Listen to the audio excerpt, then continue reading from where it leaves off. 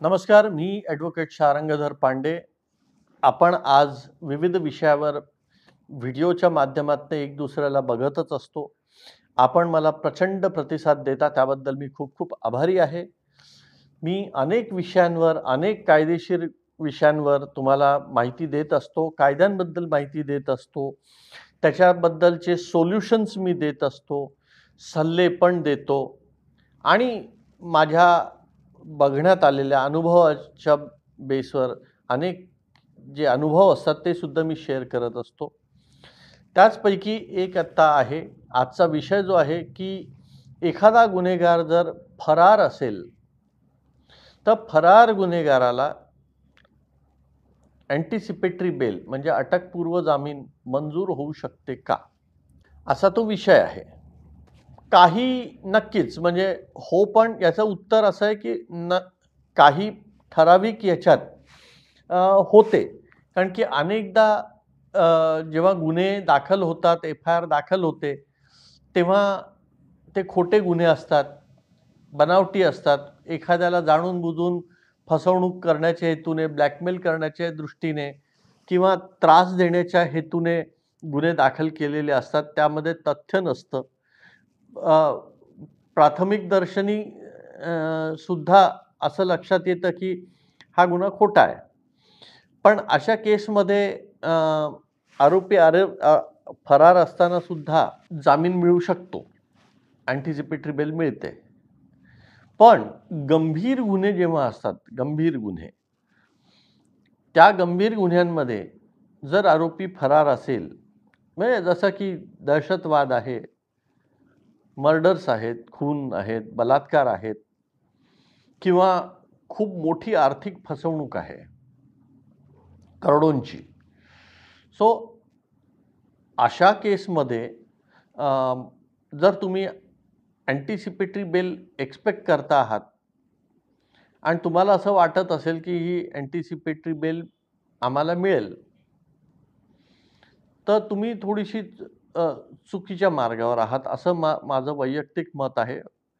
प्र वेगवेगळ्या वकिलांचे वेगवेगळे मत असू शकतात. त्यांचे अनुभव पण वेगळे असतात. त्यामुळे आम्ही विविध मतांचे असू शकतो. माझ्याकडे आत्ता असाच एक क्लायंट आले होते. ते गेले 2 वर्ष फरार आहेत किंवा होते.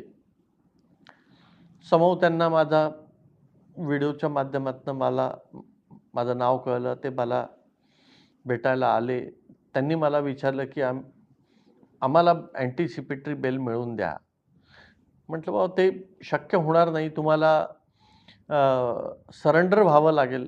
कारण की तुम्ही ऑलरेडी फरार असल्यामुळे न्यायालयाची तुमच्याबद्दलचा दृष्टिकोन हा ऑलरेडी नकारात्मक आहे.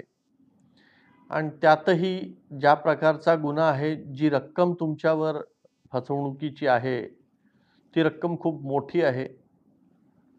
त्यामुळे तुम्हाला अँटिसिपेटरी बेल मिळणं अवघड आहे." कारण की ऑलरेडी त्यांचं सेशन कोर्टामध्ये आणि हायकोर्टामध्ये त्यांची बेल रिजेक्ट झालेली आहे अँटिसिपेटरी. सुरुवातीलाच पहिल्या 2-3 महिन्यातच. त्यापासून ते फरार आहेत.